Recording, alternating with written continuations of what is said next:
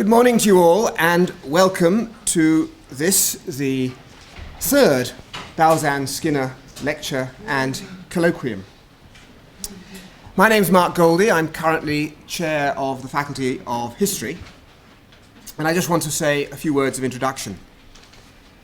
In 2006, the Balzan Prize, which is a hugely prestigious prize for scholarship, was awarded to Quentin Skinner for his lifetime work in the history of political thought and political theory. He was able, with the proceeds of that prize, to support a number of collaborative projects in intellectual history, and including, with great generosity, a gift to this university to enable us to establish this Balzan-Skinner lecture. The idea was to give an opportunity for an early career scholar, defined as someone within 10 years of completing their PhD, to come to Cambridge and spend a term of research away from their own institution to work on a discrete project, and then to present their thoughts and findings in a lecture and day of discussion, and then to offer it to the Historical Journal for publication. The first in this series was Hannah Dawson, then of Edinburgh University. The second was Joel Isaac, then of Queen Mary, London. The third, of course, is Tim, who is speaking today. And the fourth is Gabriel Paquette of Johns Hopkins University, who will be speaking next year. Well, we're enormously grateful to you, Quentin, for making these occasions possible. And I want straight away to underscore our thanks for this whole project. Thank you very much. I should say that the fifth Balzan-Skinner lectureship and fellowship is advertised now. So if you are eligible, please do think of applying. And indeed, do please encourage others whom you may know to put in an application for the fifth one. While I'm on thanks, I do want to thank CRASSH, in whose building we're sitting now, for their enormous help and support for making this day possible, and particularly to Michelle Maciuska, who has done the practical work of putting together the programme and the registrations.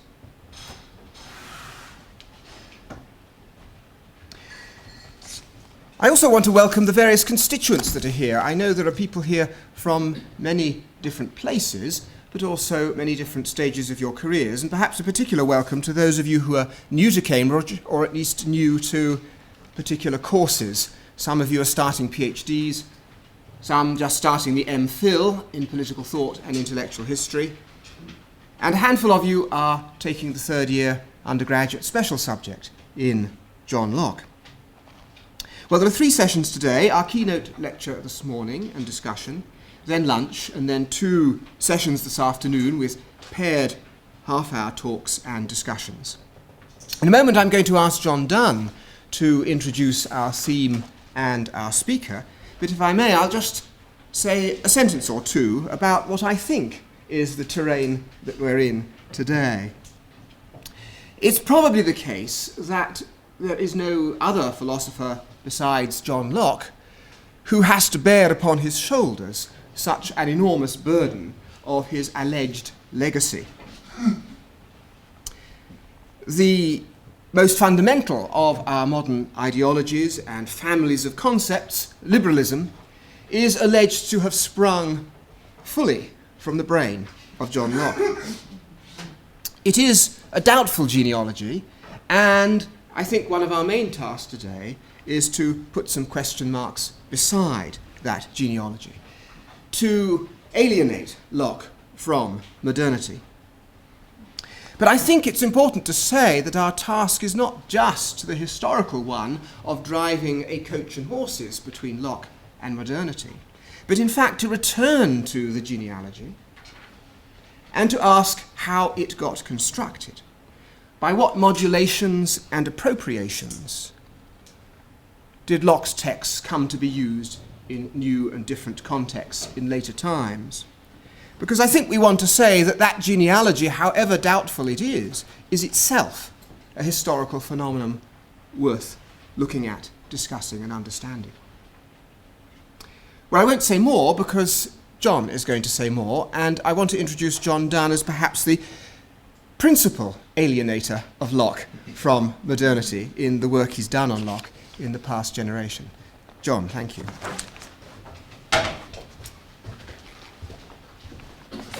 Thank you very much, Mark. I should say that by the criterion Mark has just enunciated, I'm actually an early career scholar, so I may not have much of a career to look forward to. As we're all painfully aware, some drastic things happened intellectually in Europe in the 17th century.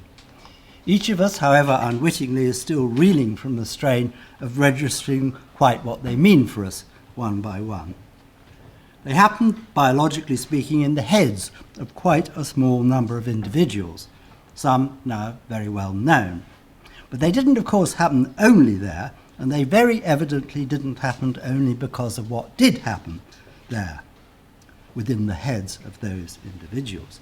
You can see that process as narrowly cognitive, but you can scarcely fail to see its longer-term outcomes as every bit as much existential and practical as purely intellectual.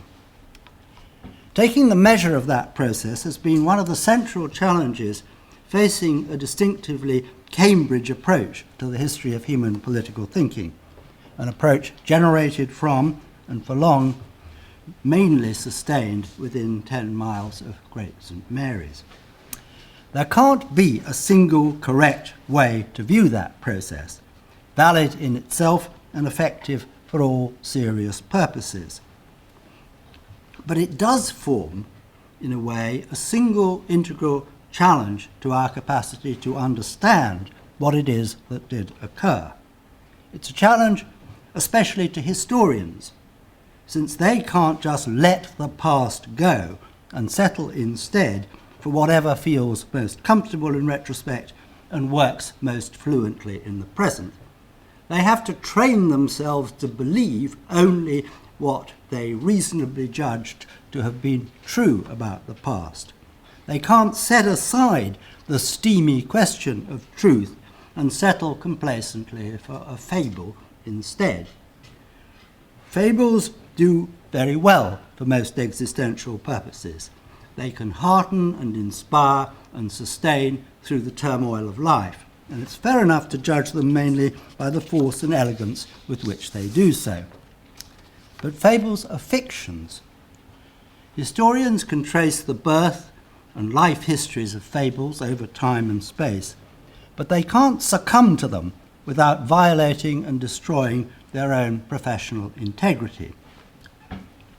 However epistemically nervous or sophisticated they may become, no historian can afford to part company with the fierce category of fact. There are no decisive ways to judge what caused the First World War, but there are decisive ways to judge one feature of how it began. It is simply not true that in 1914 Belgium invaded Germany. It's fair to say, as Tim Stanton does in his introduction and as he'll go on to show us, that the Fable of Liberalism has long cast John Locke in a very prominent role. Not always its central hero, but at least a hero it still can't afford to relinquish. What Tim has volunteered to clarify is why that identification must destroy the truth of the liberal appropriation of Locke, must replace the historical individual he once was and the often obscure and always very complicated things which once took place in his head with a simple and pretty silly fable. It's not an easy thing to show clearly, but it is in fact true, and we'll never learn to meet the challenge of recognizing and taking in what did in fact happen intellectually in the 17th century until we recognize just how true it is. Of course, the trajectory of the fable itself can't show anything of the kind. It can simply illuminate how and why its truth has become so hard for us to see clearly. But the story of how a truth becomes hard to see is quite different from the story of how an illusion has acquired its grip. You can't tell the historical story of the genesis and subsequent fortunes of a fable unless you see throughout and see clearly that a fable is what it is. For seeing how that fable took shape, Tim has one special qualification. Over and above his enviable personal gifts as a dedicated and imaginative scholar and the interest he shares with the rest of us in how to live and think about living in the world we now inhabit. He's lived and lived intimately for quite a long time with a single manuscript text in which we can see Locke grappling most directly and protractedly with the question of how Christians should live with one another. It's not that Locke thought that his answer to that question didn't apply to those of other faiths, just that it was a Christian who worked it out for what he saw as pressingly Christian reasons, and it was Christians he worked it out for. It's the shadow of Locke's answer to that question, and the questions that answer forced him to go on to try to fathom, which still falls across all our lives.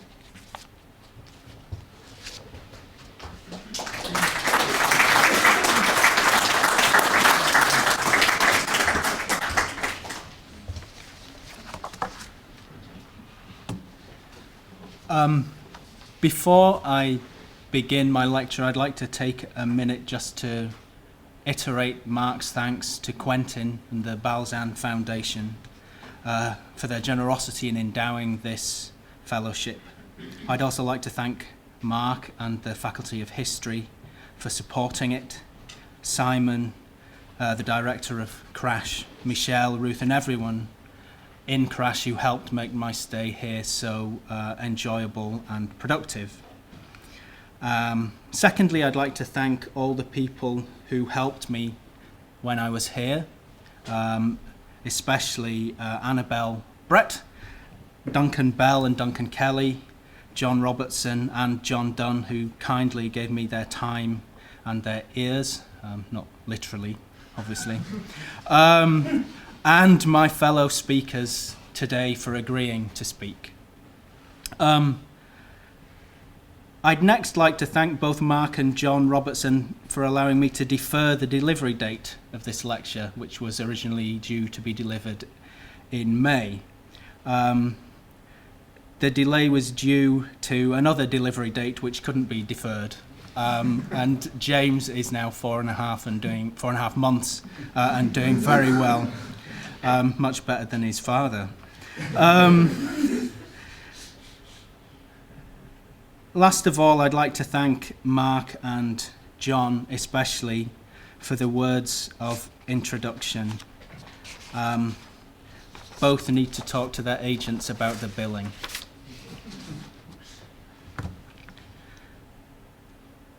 All communities tell stories about themselves, about the distinctive nature of their formation and achievements. These stories can have a powerful role in constituting our identities and so in defining and sustaining our common life. These words are Quentin Skinner's, and I take them as my point of departure in this lecture. A well-told story has the ability to transform the way we understand ourselves and the world in which we live, shaping it into significance after its own fashion and interpreting it to us authoritatively. We take our bearings from it. It explains, for good or ill, how we came to live and think as we do. Typically, this means building upon a conventional repertoire of stories with which a particular age, a particular civilization, a particular community is already conversant. But as Skinner notes, this suggests a further difficulty, because these stories are, as he says, subject to endless manipulation. It will always be in the interests of the powerful, rulers and opinion formers alike, that certain stories should be remembered and in certain ways, and that other stories should be forgotten.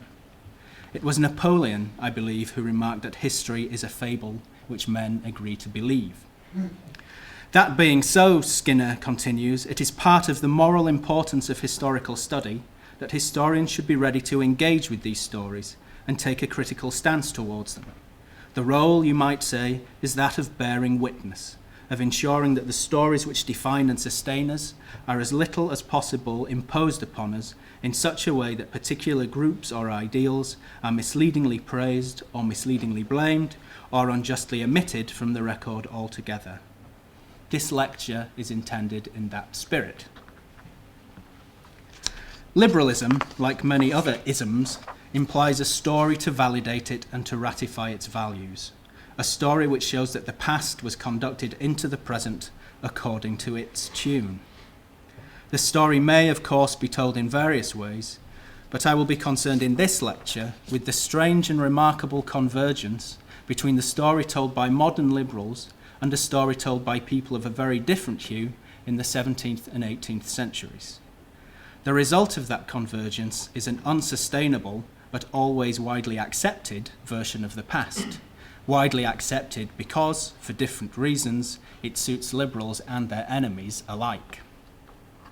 The story tells of the birth of liberalism somewhere in England in the 17th century.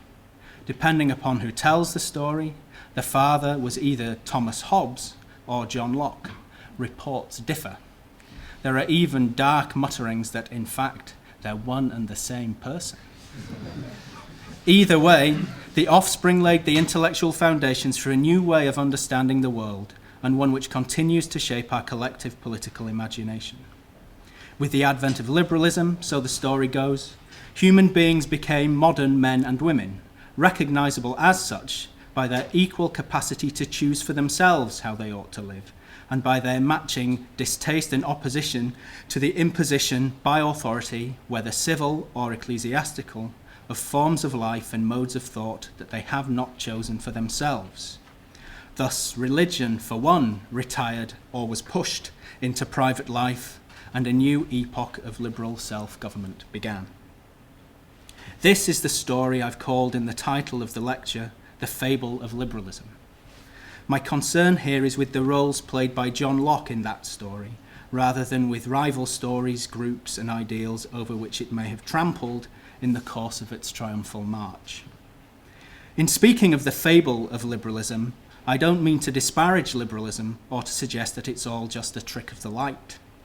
Rather, I mean to convey that what I will be talking about is not quite or not just the history or histories or genealogies of liberalism, but the conventional stories to which it implicitly appeals, its persuasive ambitions and its artfulness. I will be speaking, that is to say, about fabulae, about what is told, about what is inevitable, about what is the subject of common talk and idle talk, about what is made up. The first part of the lecture discusses the conventional stories upon which the fable of liberalism builds. The second part discusses the emergence of the fable itself. The third part draws attention to an historical irony in the way that Locke figures in many versions of that fable today. The final part of the lecture suggests a different way of thinking about Locke, and one which puts question marks against most modern treatments of Locke and most versions of the fable of liberalism in which he figures centrally. I turn first, then, to the stories upon which that fable draws. The Fable of Liberalism is a successor story to at least two older stories, which for present purposes may be distinguished rather roughly and readily as respectively the individualism story and the Democratic Intellect story. Both stories begin in their most primitive forms in the 17th century, as reflections or ruminations on the thought and experience of the previous 2 centuries, and both attempt to make sense of the world in which people now find themselves. Both were developed more fully over the 18th and 19th centuries, the first by Hegel and then Marx and his followers, the second by Hume, Smith and Constant, among others, reaching an apotheosis in Tocqueville. By the 20th century, they were firmly entrenched among the repertoire of stories defining recognizable and perhaps acceptable accounts of the transition from the medieval or early modern to the modern world. Both tell of 2 distinct epochs, one lost forever or remorselessly receding from view, the second definitive of the present and the future. Here's the individualism story in outline. Once upon a time, there was a fixed and natural order of things into which human beings fitted, which was governed by the form provided by institutions. The individual as such counted for nothing except as a member of his guild, his church, his monastic order, his feudal hierarchy. Within these institutions, he found a place where he was wanted and work was found for him. He could devote himself to fulfilling the duties assigned to him by his station in this great organism, within which he found himself lodged. These duties occupied his whole energy and his whole life, and thus the institution acted as the safeguard of the individual's utility and happiness. Now we live in the epoch of the individual. The conduct of this individual is no longer accommodated to an ideal order of social life embodied in institutions. Instead, he strives to sustain a coherence of desires and preferences within a framework of obligations undertaken voluntarily. Self-determination, especially in religious and commercial activities, is his disposition. Individual will generates the institutions through which he chooses to express this disposition. Contracting is the characteristic activity of such an individual. Freedom is his most cherished value. Perhaps unsurprisingly, in its earliest versions, the version one finds, for example, in the writings of Sir Robert Filmer, the story is told as one of willful individuals breaking out of the prevailing order. The diagnosis is one of breakdown. The new epoch is represented as the hideous parturition of unnatural desires and values which are at once deplorable and dangerously seductive. The problem with freedom, as Filmer observes crossly, is that people like it. An influential variant of this story is formulated about the idiom of natural law, and it goes like this. Once upon a time, there was a fixed and natural order of things into which human beings fitted, which was governed by an eternal law emanating from God. All creation participated in this law, which directed everything to its final end. Human beings, as rational beings, participated in this law in a distinctive way. Rational reflection on their own natural inclinations and situation generated precepts which directed them to their proper end and their common good. This epoch is succeeded by the epoch of the modern theory of natural law. This theory is said to originate with Grotius or Suarez. Grotius derives natural law not from an eternal law which expresses God's nature, but rather from what suits a being that is both rational and sociable, and without reference to any final end or common good. A rational being desires above all to preserve its own existence. It would therefore live according to rules or laws which enable it to satisfy that desire. A rational being that is also sociable would live according to rules or laws which make living together possible. These rules or laws may be commanded by God, but they are binding by reason alone. They would hold, as Grotius observes, even if God did not exist and had no care for human affairs. Self-preservation and living socially are thus the basic prescriptions of natural law. Correspondingly, the individual is the bearer of the powers and freedoms or rights necessary to preserve itself and a secure life in society. The individual story in both versions sometimes shadows, sometimes intersects with, and is sometimes contradicted by the story of the democratic intellect, and it's to this story I turn now. Here is the story of the democratic intellect in outline. Once upon a time, there was a fixed and natural order of things into which human beings fitted, which was governed by the idea of hierarchy. This hierarchy reflected the distinction of ranks of nobility in the souls of men. Greatness of soul was the privilege of an aristocratic few. This few were as the gods. Their deeds evinced a grandeur and excellence at which the many could only marvel. Loyalty, honour, and manliness were their most cherished values. Glory was their highest goal. In this epoch, freedom was experienced as independence from the pettiness, destitution, and squalor that was the lot of the many, and was defined in antithesis to slavery. It endowed its possessor with a sense of liberation from the hierarchical obedience in which the social order consisted, and yielded an energy which derived from an affirmation of the self as superior. In exceptional circumstances, that energy could be cultivated and harnessed by a whole people, such as that of Republican Rome, which judged itself superior to all other peoples and felt that it alone had the right to be independent. Its energy was expended through the incessant aggressive warfare that made Rome glorious. Nowadays, we live in an epoch in which there is no distinction of ranks in the souls of men, to which the multiple social ranks correspond.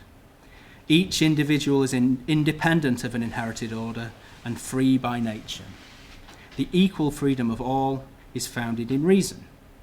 Reason is a faculty possessed by every human being, but because neither God nor nature discloses definitively to reason how people ought to live, it has no authoritative external referent. People are thrown back on their own resources and their own reasoning. The self-reference of reason produces two complementary lines of development. First, of individual judgment, private conscience, and personal responsibility, and second, of generalized methods of inquiry, sciences, which are turned to the purpose of understanding and transforming the natural world so that its riches may be made available to further human interests, secure human wants, and meet human needs. The energies of freedom are expended differently. The aristocratic longing for glory is replaced by the profit motive, and warfare by commerce. Among the bulk of the people, military courage diminishes, writes Adam Smith disapprovingly. By having their minds constantly employed on the arts of luxury, they grow effeminate and dastardly. The modern individual prefers security to glory and desires merely to live a commodious life. Trucking and bartering is his characteristic activity. Equality is his most cherished value.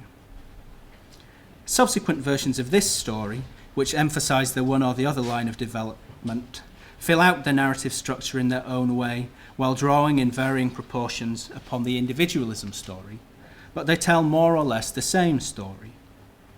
In one version, which tends to privilege the first line of development over the second, the first epoch was one of religious homogeneity. A hierarchatic institution, the Roman Catholic Church, headed by a great man, the Pope, who by virtue of his role as the divinely authorized representative on earth of Christ, interpreted God's word infallibly to all human beings. All were subject to its universal and final authority. The church was the locus for salvation. Conscience was a shared unifying force. In the second epoch, the person, not the church, is the locus for salvation. There is no interpreter to come between any individual and the scriptures, no ecclesiastical mediation between the individual and God, because, in the final analysis, no one can be certain enough of the truth of any interpretation to give it the sanction of uncontestable authority. All are equally capable in principle of forming their own beliefs about it for themselves, using their own reason, and they can reasonably differ in conscience from one another in their judgments about it. Thus, there is religious pluralism. Being saved depends upon believing sincerely, being in conscience persuaded, rather than believing truly. Sincere belief is always unforced. Since religion is entirely a matter of such beliefs, it is, first of all, an entirely private affair, since people form beliefs for themselves, and secondly, beyond the scope of political authority, because it is private and because belief cannot be forced. Thus, there's freedom of religion. In another version of the story, which tends to privilege the second line of development, the discoveries of the natural sciences and the technological advances which they make possible corrode the certainties of religious belief, even as they enable the amelioration of the conditions of destitution and squalor to which the many had once been condemned, and in which they sought consolation in religion and the promise of a better world to come. An epoch in which almost the whole of life was organized around religion as a means to eternal happiness is succeeded by a secular age in which religion is considered, if at all, with reference to its consequences in the present life. The preoccupation with salvation is replaced with action which is directed at getting ahead in the world, and interest is substituted for conscience. There is freedom from want, at least prospectively, and a progressively generalized freedom of thought and action. Here, then, are two stories which recount the birth of the modern individual and the replacement of a regime of privilege with a regime of equality, in which privilege, if it exists at all, is universalized. In the next part of the lecture, I turn to the sequel to these stories. The Fable of Liberalism tells a new and different story. It is a fusion and effusion of the two stories I've been describing, which first began to crystallize as late as the 1930s. The intellectual, institutional, and geopolitical forces which converged then to produce it are too many, too various, and too complex to be itemized here. But a small constellation only of intellectual currents may be usefully picked out. First, a sense that liberalism as handed down from Mill and from the idealists had become indistinguishable from socialism. Second, a felt need to distinguish it from socialism and from other social and political doctrines then gaining credence across Europe, captivating whole communities and appealing to the same conventional repertoire of stories. For as Michael Oakeshott pointed out in 1939, even National Socialism asserted complete liberty of creed and conscience. Thirdly, the contributions to that process of émigré scholars fleeing those communities to Britain and the United States.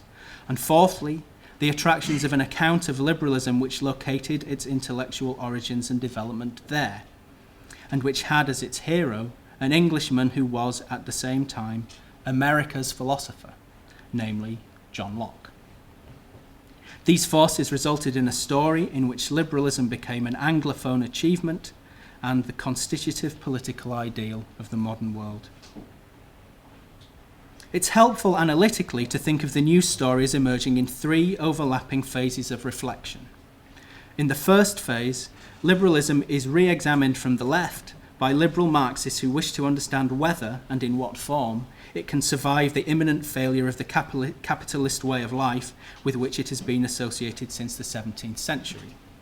A classic instance is provided by Harold Laski's The Rise of European Liberalism, an Essay in Interpretation, 1936, suggestively retitled The Rise of Liberalism, the Philosophy of a Business Civilization, by its American publishers.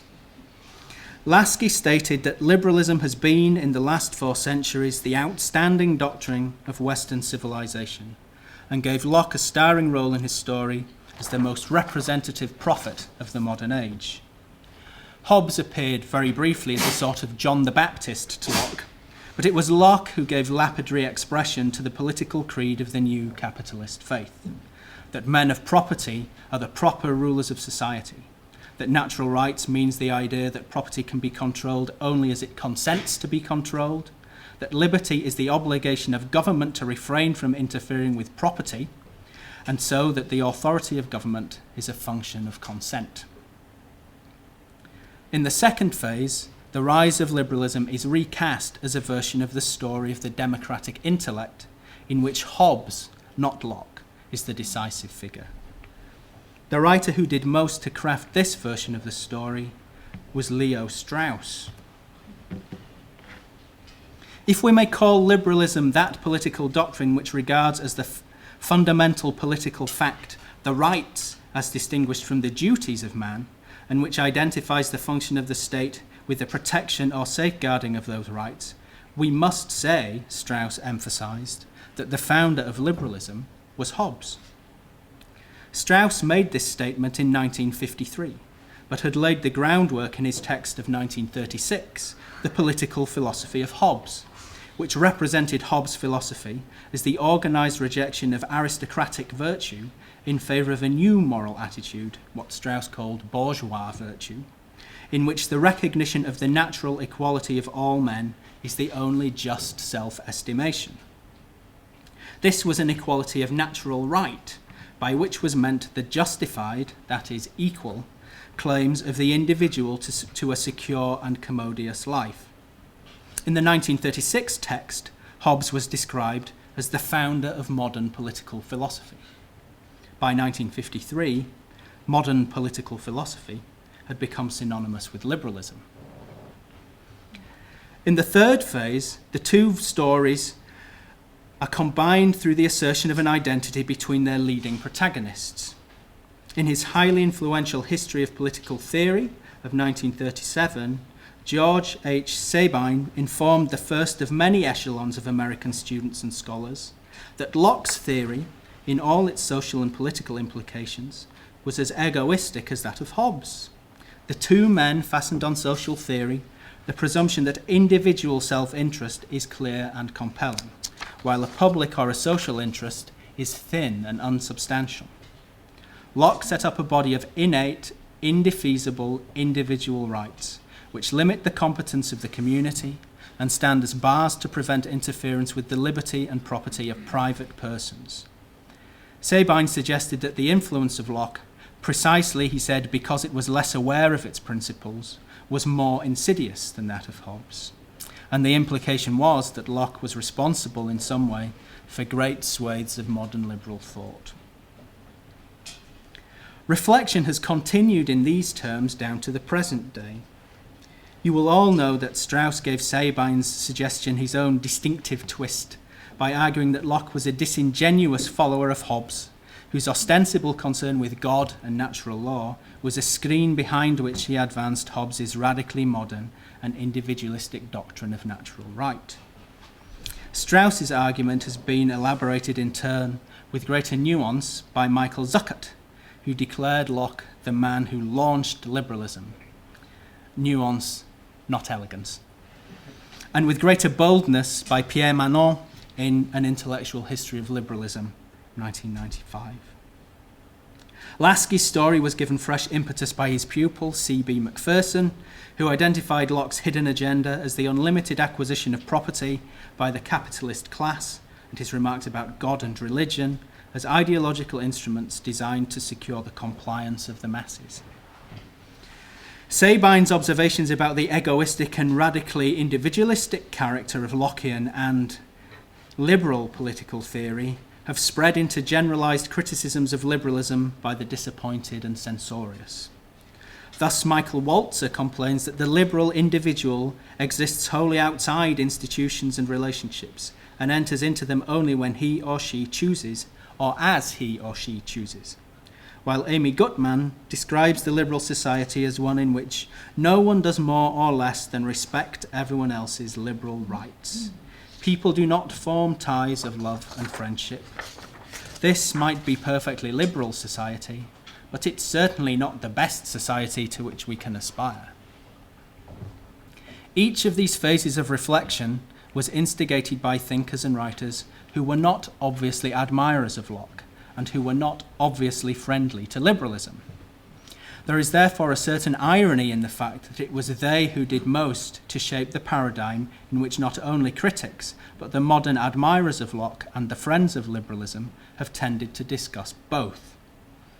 In any event, if the Fable of Liberalism was in the first instance a creation of the opponents of liberalism, it is nevertheless a fable which the proponents of liberalism have eagerly embraced. The consequences may be observed in the accumulated mass of writings about liberalism and Locke since the 1950s, in which, saving John Donne's presence, taken as a whole, the individual and his rights have tended to dominate the scene, and the notion of consent has assumed a supreme importance. One way or another, consent plays a central role in most versions of liberalism. Consent is understood to be a necessary condition for political legitimacy, even social legitimacy, because people are naturally free and equal, and so cannot rightly become subject to the authority of another except with their own agreement. Government based on consent is the proper mode of government everywhere.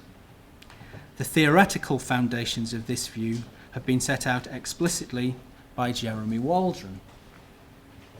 Liberalism, he informs us, rests on a certain view about the justification of social arrangements. Liberals are committed to a conception of freedom and of respect for the capacities and agency of individual men and women, and these commitments generate a requirement that all aspects of the social should either be made acceptable or be capable of being made acceptable to every last individual.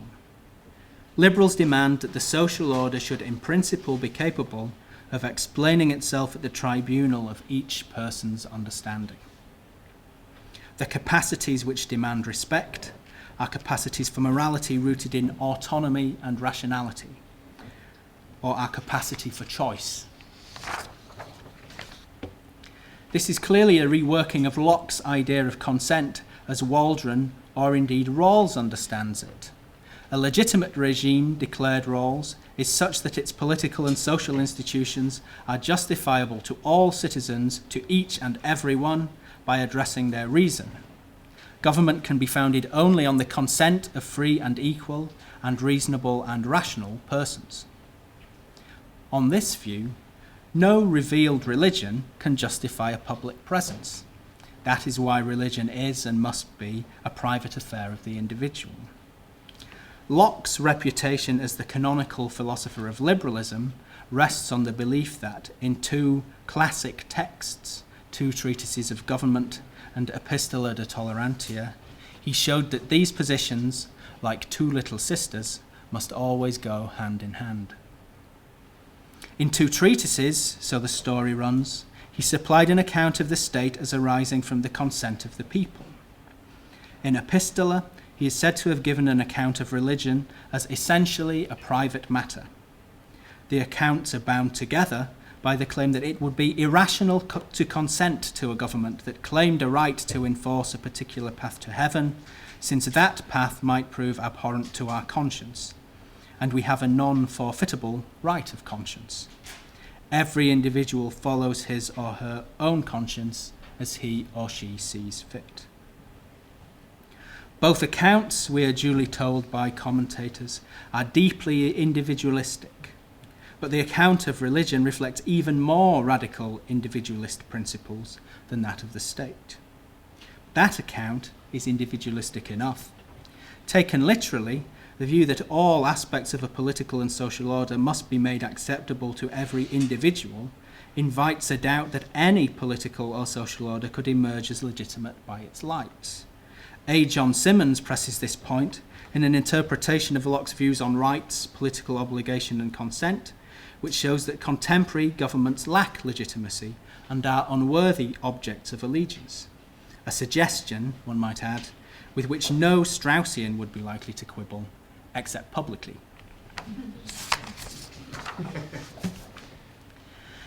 I've said that there's an irony in the fact that the Fable of Liberalism is a creation of the opponents of liberalism. There is a further irony, which I wish to explore briefly in the third part of this lecture. That irony is a historical one. It's that the Locke described and celebrated in the Fable of Liberalism is almost indistinguishable from the figure extracted in horror from Locke's writings almost immediately after his death by the non-juror Charles Leslie and the 3rd Earl of Shaftesbury, and dismissed a little later by David Hume. Leslie was so very important in shaping the subsequent reception of Locke in the 18th century that I begin with him. Leslie was a polemicist of malevolent genius who made it his mission to show to the world why Locke's assumptions and the explanations that followed upon them were a self-deconstructing individualist nightmare, and a blasphemous one to boot. Locke and his successors had, Leslie wrote, dissolved all government in heaven or on earth, and so were guilty of the very sin of Lucifer, of rebelling against God and all that he had laid down. In a sustained attack conducted in the pages of his periodical The Rehearsal, Leslie discussed with mounting incredulity a social order organised on Lockean lines, in which the ties which bound children to fathers, wives to husbands, servants to masters, subjects to rulers, and worshippers to ecclesiastical authority were products of contract or consent. The idea that these institutions depended on the consent of every constituent member and had no authority otherwise was so preposterous that Leslie found it difficult to believe that Locke could really have meant what he wrote.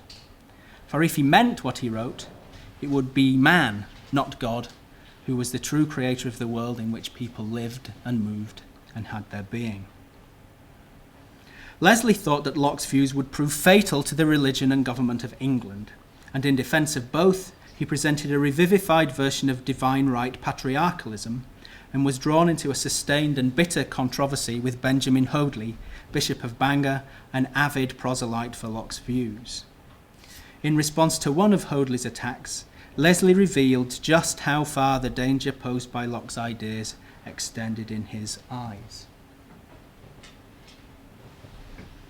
"The sum of the matter," Leslie wrote, "is this.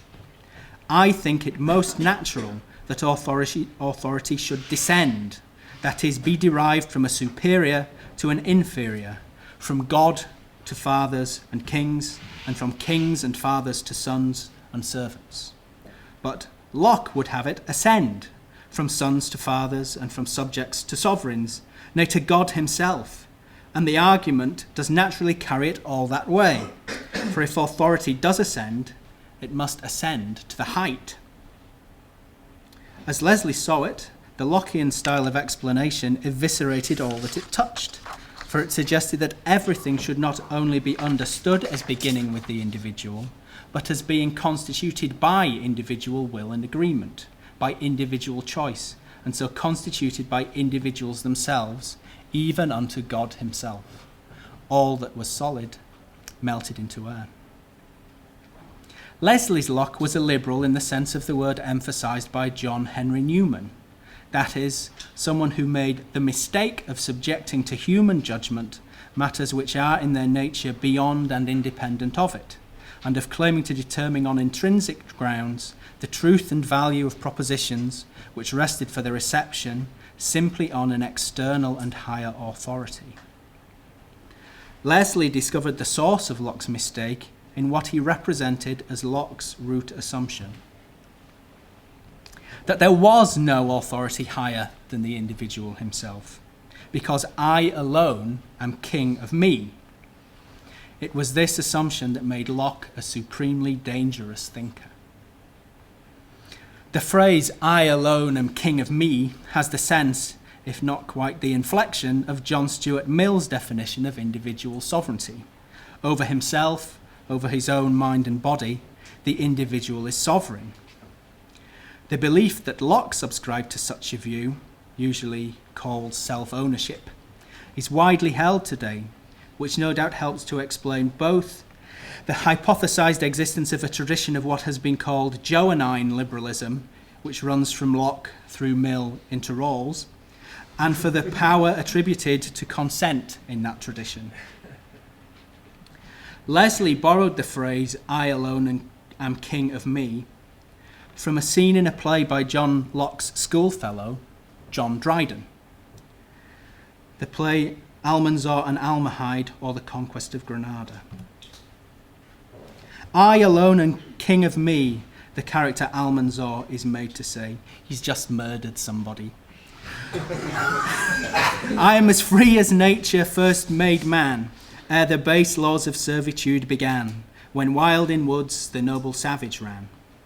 His interlocutor Boabdillin replies, "Since then no power above your own you know, mankind should use you like a common foe. You should be hunted like a beast of prey. By your own law, I take your life away." Almanzor immediately riposts, "My laws are made but only for my sake. No king against himself a law can make." The allusions to Hobbes' philosophy in these lines are unmistakable, and the unspoken insinuation is clear enough. Locke is the heir of the monster of Malmesbury.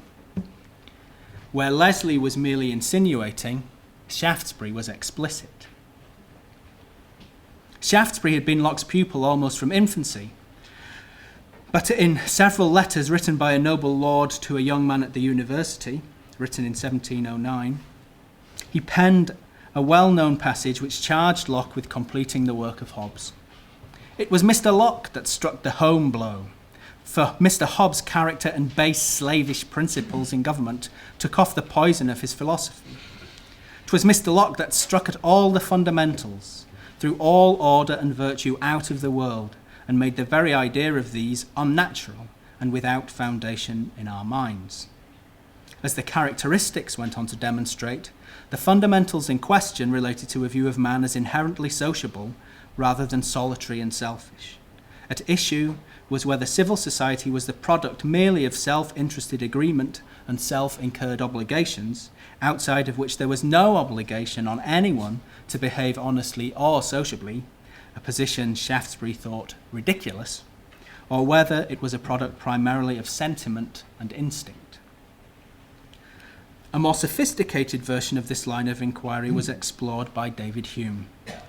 Hume placed Locke with Hobbes among the moderns who maintained the selfish system of morals, and he read Locke as carrying this system into his political theory. Thus, on Locke's account, as Hume paraphrases it, all men are born free and equal. Government and superiority can only be established by consent.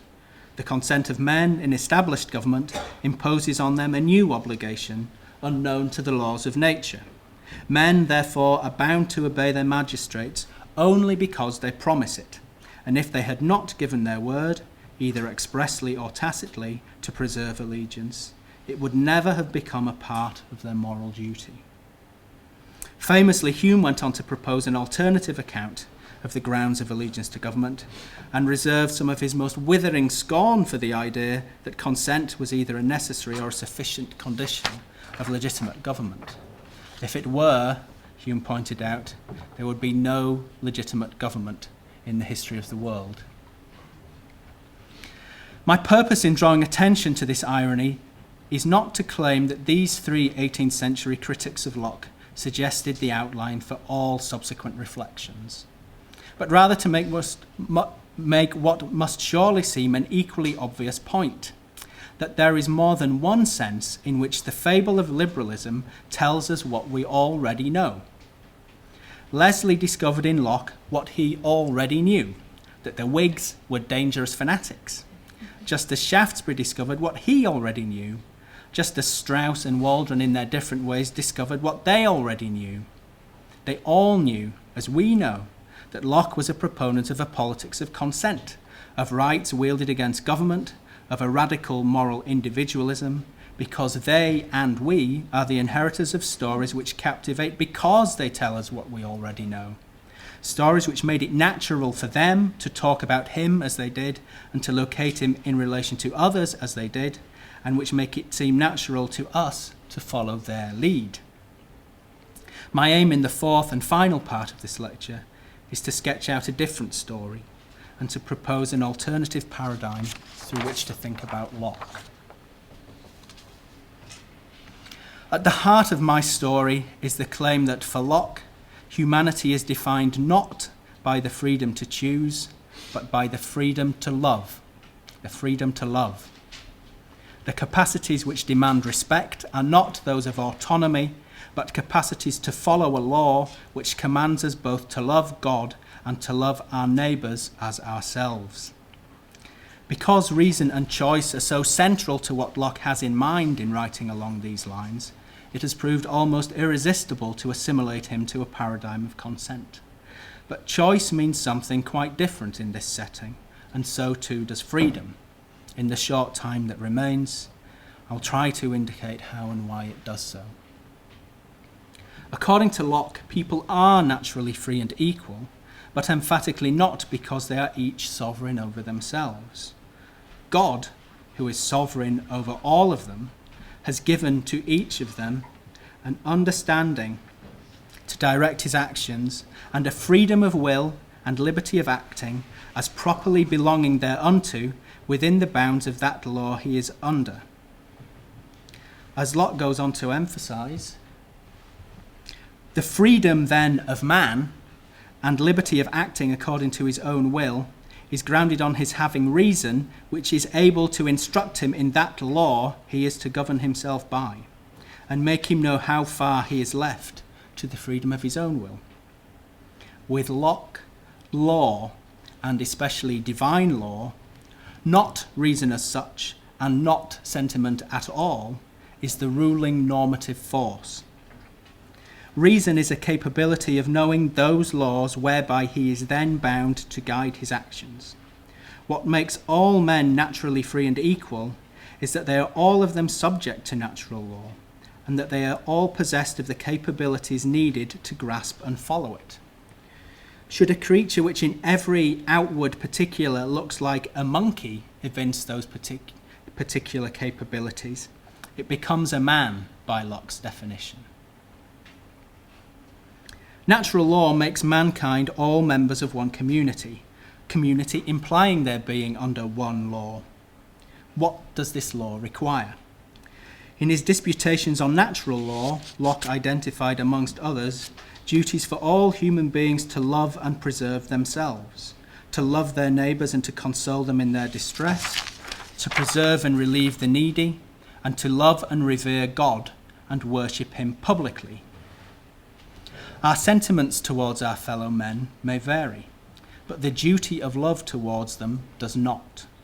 It appears in two treatises as a natural duty, and Locke uses it to generate from a duty of self-preservation a duty to preserve all.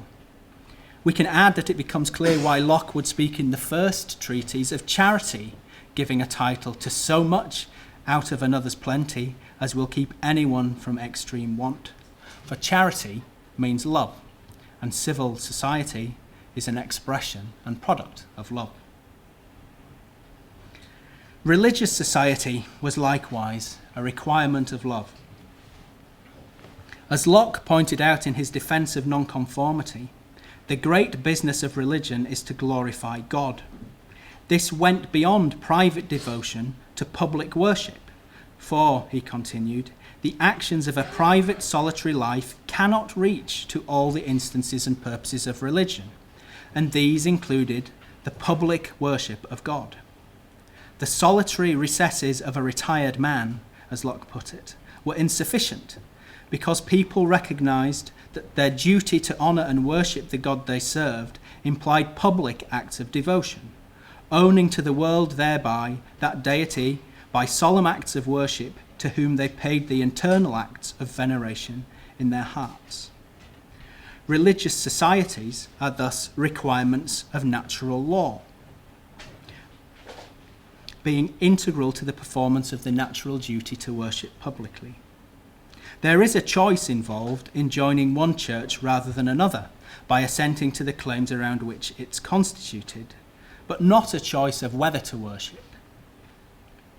Each religious society is tied together by bonds of love and demands respect from every other as the organised expression of the love of God, our neighbours, and ourselves.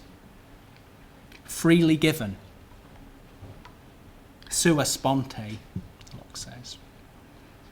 That is what Locke means by toleration, so that toleration implies love. What then of freedom? If not in freedom of choice, what does Locke understand freedom to consist in? The answer is best taken in three parts.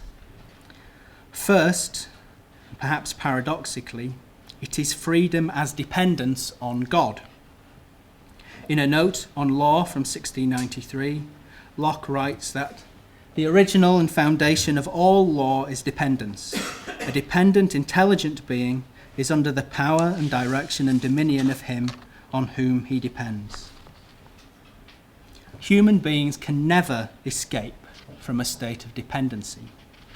The question for Locke is simply whether it is a dependency which binds us to what decays and dies, or a dependency on a higher power that makes it possible for us to be what we were made to be, and which, little by little, guides us towards what we were made to be, the image of God.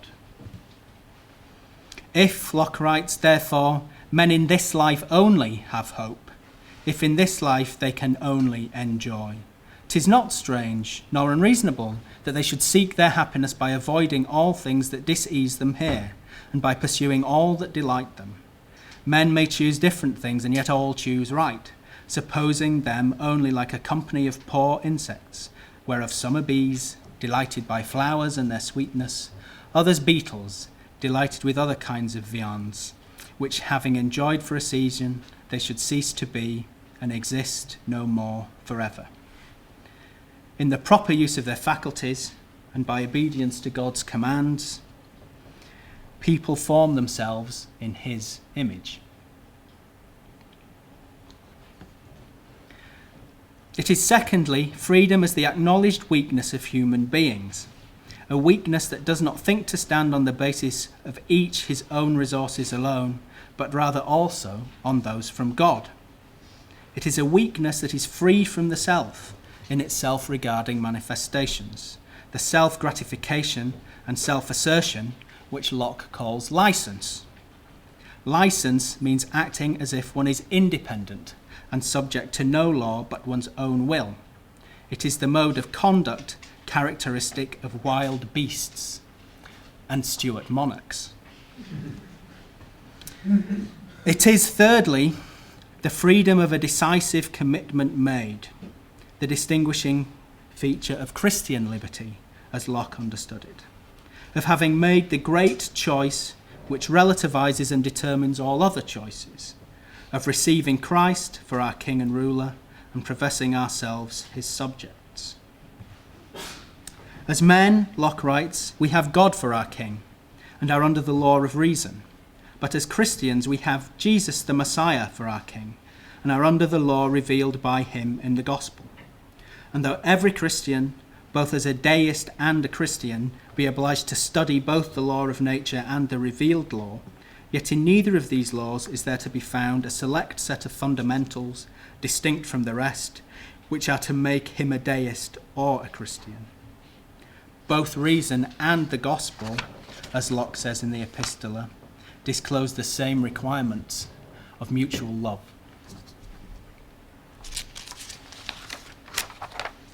It's time to conclude. My aim in this lecture has been to explain how a particular story about Locke and his relation to liberalism rose to prominence and came to enjoy a hegemonic position, and then to tell a different story about Locke. All stories, I've suggested, have meaning for us in proportion to what we already know, and this story is no different. It has meaning for me because of what I already know. I learnt from a classic essay by John Donne, written over 40 years ago, that an improper paradigm was responsible for a great deal of misunderstanding when it came to Locke's political theory. And he showed how that paradigm had misled scholars to mistaken conclusions about the argument and structuring assumptions of two treatises of government. In an essay to be published shortly in the Proceedings of the British Academy, and destined, I think, to become a classic, Ian Harris shows the same process in operation with respect to Locke's Epistola. I've tried in this lecture to show how that paradigm arose, how it could have so captivated the minds of so many modern commentators, and to propose an alternative. My story has the makings of a fable. There are animals, after all, monkeys, bees, and beetles, and so there must also be a moral. The moral of the story is not that Locke is not a liberal, or that his liberalism is not the same as modern liberalism, or even that modern liberalism needs to help itself to the Christian foundations which Jeremy Waldron apparently hallucinated in Locke. My moral is a broader one, if scarcely an original one, but one that is appropriate in context, for it brings me back to my original point of departure, the idea that to bear witness well, we must ensure that the stories which define and sustain us are as little as possible imposed upon us. Some stories are so omnipresently pervasive that even when proposing alternatives, we do so in terms which are set by them, and so we remain captive to them, even as we imagine ourselves free from their thrall. Like the poor, they are with us always. The moral of my story is that it's altogether more difficult than it's sometimes asserted to be to divest ourselves of the easy assumptions that predetermine what we think an argument of a certain sort must be like. This assertion is confidently made by Waldron before he goes on to reproduce all those easy assumptions in his book. We need to really see things as the proponents of those arguments saw them, and that really is the challenge. It's the challenge which, however dismally and inadequately, I've tried to meet this morning. Thank you very much for coming.